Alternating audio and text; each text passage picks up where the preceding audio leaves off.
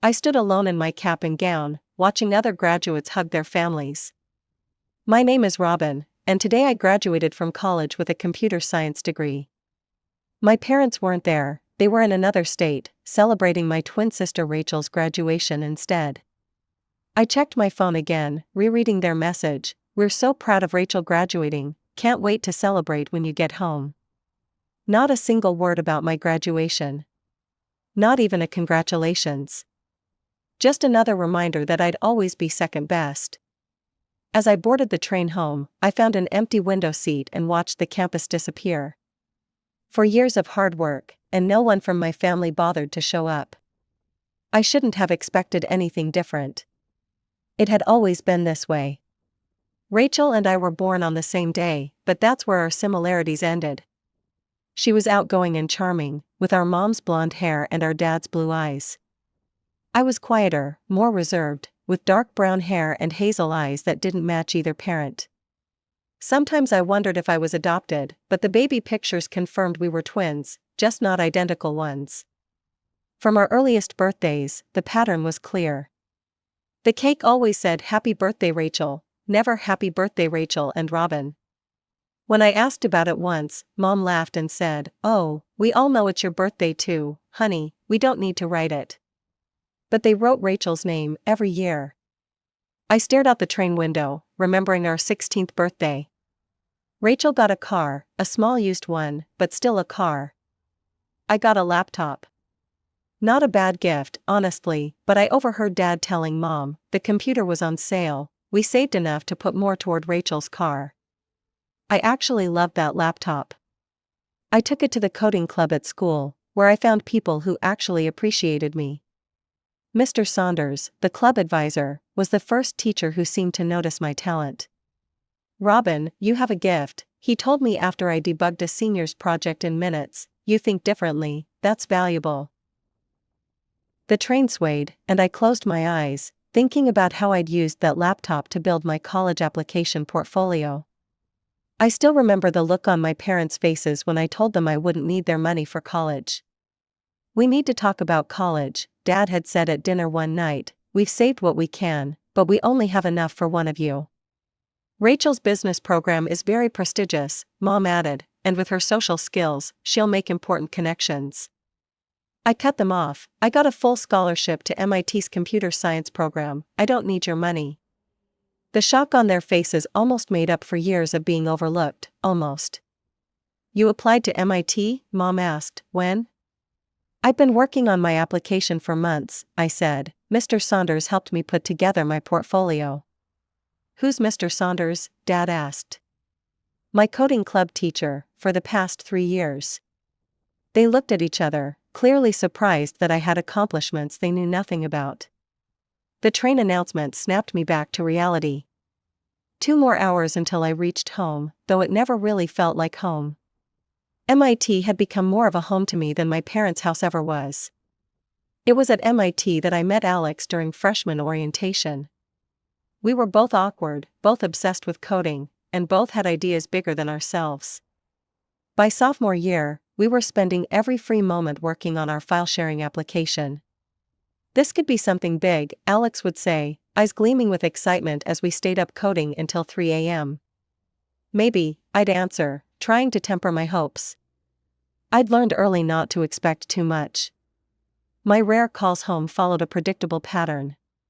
"Hi honey, Rachel just got elected to the Business Student Council. Rachel's internship is going so well, they might offer her a job after graduation." Rachel went to a party at the dean's house.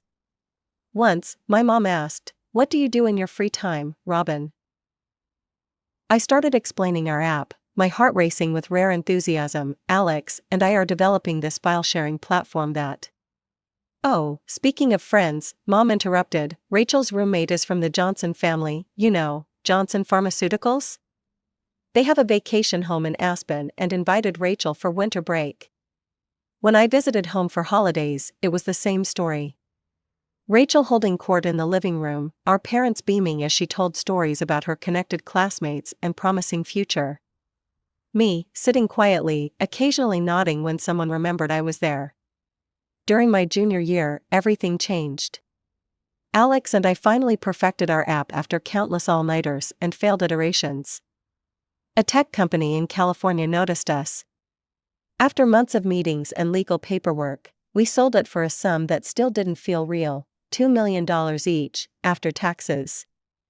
I sat in my dorm room for 2 weeks after the deal closed, staring at the banking app on my phone. The number didn't change, no matter how many times I checked.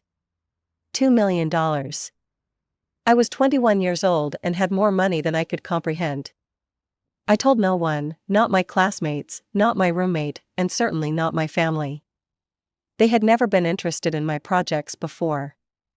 Why would I share this with them now? Besides, I wasn't sure how they would react. Would they suddenly care about me if they knew I had money? I didn't want to find out. So I kept living like a normal college student. I ate ramen noodles, complained about textbook prices, and wore the same clothes until they wore out. No one suspected that the quiet girl in the computer lab was a millionaire. And now, a year later, I was on this train, heading to a celebration that wasn't meant for me. Very soon, I'd watch my parents celebrate Rachel's success while barely acknowledging mine. I'd smile and pretend it didn't hurt, just like I always had. The train slowed as we approached my station. I gathered my things, took a deep breath, and prepared to enter the familiar world where I was always an afterthought. I pushed open the front door of my childhood home. The sound of laughter and conversation spilled from the living room. Colorful streamers and a "Congratulations graduate" banner decorated the walls, all for Rachel, of course. "Hello?" I called out, dropping my bag in the hallway. Mom glanced over from where she was arranging a platter of finger sandwiches. "Oh, Robin, you're here. The guests will be arriving any minute. Can you help set out these napkins?" No hug, no congratulations, no "how was your trip?" Just a request to help with Rachel's party. I silently arranged napkins while the doorbell began ringing. Family, friends, neighbors, and relatives streamed in, each bearing gifts and cards for Rachel. I stood in the corner, smiling politely when introduced, but mostly invisible. "Isn't this exciting? Rachel graduating with business honors," Mrs. Peterson from next door gushed to my mom. "We couldn't be prouder," Mom beamed. Aunt Judy spotted me and walked over, giving me a warm hug. "Robin, it's so good to see you. How was your graduation?" "I'm sorry we couldn't make it." "It was fine," I said, grateful that someone remembered. Aunt Judy looked around at the decorations, her brow furrowing. "Wait, are we only celebrating Rachel's graduation today? What about Robin?" The nearby conversations quieted. Mom's face flushed. "Of course we're celebrating both our daughters," she said quickly. "Robin just arrived, so we haven't had a chance to put up my name on any of the decorations," I suggested, keeping my voice light despite the knot in my stomach. Dad cleared his throat. "Let's all sit down for dinner, shall we? The food's getting cold." Everyone filed awkwardly to the dining table. I ended up wedged between my cousin Tyler and one of Rachel's friends from high school who didn't remember meeting me before. "Before we eat," Dad announced, raising his glass, "I want to propose a toast to our amazing daughters." My pulse quickened. Maybe they would acknowledge my graduation after all. "To Rachel," Dad continued, "who graduated with honors from the business program. Your mother and I couldn't be prouder of your hard work and determination." Rachel smiled, soaking in the praise. "And we have a special gift to help you on your journey," Mom added, handing Rachel an envelope. "We're giving $100,000 to help you start your own business." Rachel opened the envelope and burst into tears. "Oh my God, thank you, this is amazing. I'm going to be so successful, I promise, I'm going to be rich." Everyone applauded. I clapped too, wondering what they'd say about me. "And to Robin," Dad said, turning to me. He reached under the table and pulled out a wrapped package. "Congratulations on completing your computer studies." I took the package and unwrapped it. It was a book titled "How to Become a Millionaire, a Step-by-Step Guide." "We thought this would help you on your path," Mom said proudly. "It got great reviews online." Rachel snorted, then quickly covered it with a cough when she noticed Aunt Judy's disapproving look. I'm sure Robin will be rich someday too, she said, patting my arm. After I get my business off the ground, maybe I can give you some tips. I stared at the book, feeling a strange mixture of hurt and amusement. If they only knew. Thank you, I managed to say. I appreciate it. Dinner continued, with most of the conversation revolving around Rachel's future plans. Her business ideas, her connections, her potential. I excused myself early, claiming fatigue from travel, and retreated to my old bedroom upstairs. My childhood room remained largely unchanged since high school. Posters of tech pioneers on the walls. Bookshelves filled with programming manuals and sci-fi novels. The desk where I'd spent countless hours coding while Rachel attended parties and games downstairs. I sat on my bed, turning the How to Become a Millionaire book over in my hands. The irony was almost too perfect. My phone buzzed with a text from the real estate agent I'd contacted before graduation. Found a perfect apartment matching your requirements. Available for showing tomorrow at 10 a.m. I smiled, picturing my parents' faces if they knew I was about to buy an apartment outright. No mortgage, no roommates, just mine. A soft knock on my door interrupted my thoughts. Come in, I called. Aunt Judy poked her head in. Just wanted to check on you. That was uncomfortable down there. I shrugged. I'm used to it. She sat beside me on the bed. You shouldn't have to be. You graduated from MIT, for heaven's sake, that's incredible. Thanks, Aunt Judy. Do you have any job prospects? She asked.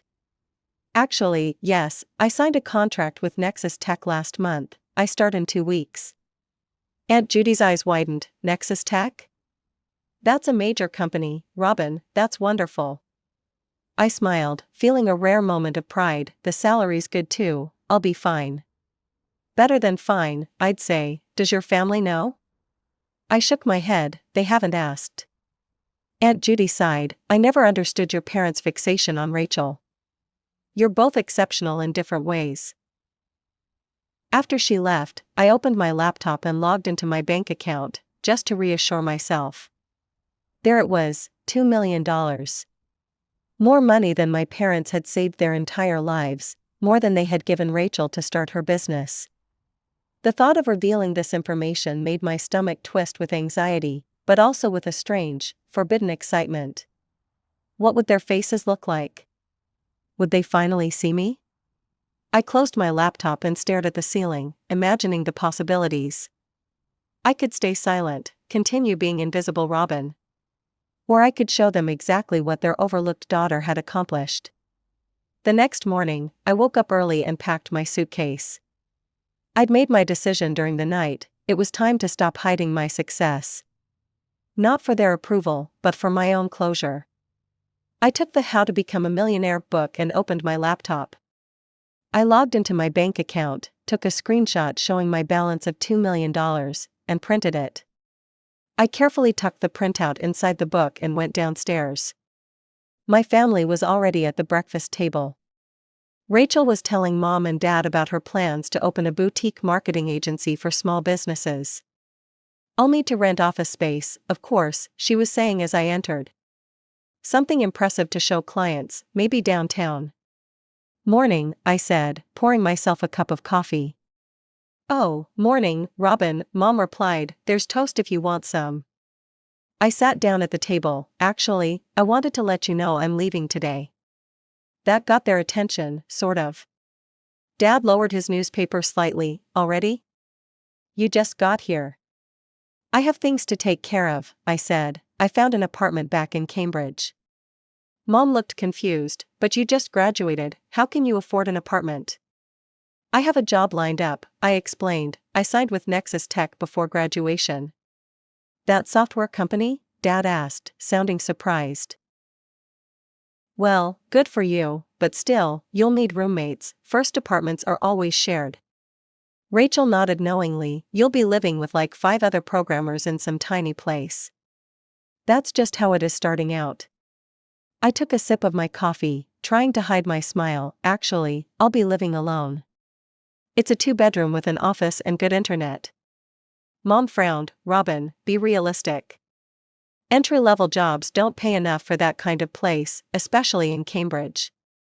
Besides, Rachel added, you need to save for emergencies, that's business 101. I set down my coffee cup. Speaking of business, I wanted to thank you for the book. I placed the How to Become a Millionaire book on the table. I think you should take a look inside, though. There was something interesting in there. Dad picked up the book and opened it, the printed screenshot of my bank account falling onto the table. Mom leaned over to look, and Rachel craned her neck to see. For a moment, nobody spoke. Their eyes moved between the paper and my face. What is this? Dad finally asked, his voice oddly quiet. My bank account, I said simply. $2 million? Rachel practically shrieked, is this some kind of joke? No joke. I took another sip of coffee, trying to appear calmer than I felt. Remember that app one tried to tell you about last year? The one you weren't interested in hearing about? My classmate Alex and I sold it to a tech company.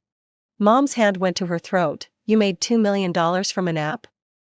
After taxes, yes, I confirmed. We closed the deal about a year ago. A year? Dad looked stunned. You've had this money for a year and didn't tell us?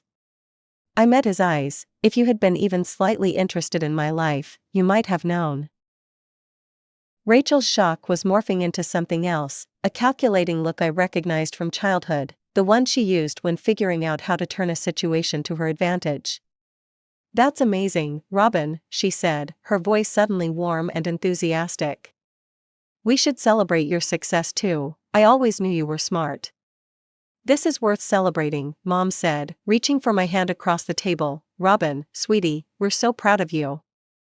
The endearment sounded foreign coming from her mouth. Are you proud of me, or my bank account? I asked quietly. An uncomfortable silence fell over the table. Robin, that's not fair, Mom finally said. Of course we're proud of you. I'm glad to hear it, I said, standing up. I should get going, my train leaves in an hour. Mom stood up, suddenly looking desperate. Robin, please stay. We can have a proper celebration for your graduation too. We'll get another cake, invite people over. I appreciate the offer, but I need to go. I headed for the door. Robin, wait, Dad called. At least let us drive you to the station. I already called a car, I replied. It should be here any minute. Rachel followed me to the door. You can't just drop a bomb like this and leave, she said, lowering her voice. Mom and Dad took out a loan for my business money. You know, they're counting on me to succeed. I paused at the door. I didn't know that, I admitted, but that was their choice. We're family, Rachel said. If you have all this money, don't you think you should help? Before I could answer, a car horn sounded outside. My ride had arrived. Goodbye, I said, opening the door. I'll be in touch when I'm ready. As the car pulled away, I watched my parents and Rachel standing in the doorway, their expressions a mixture of shock, confusion, and, most notably, calculation. My phone started buzzing immediately with texts and calls from all three of them, but I silenced it. The train ride back to Cambridge was quieter than the one to my parents' house.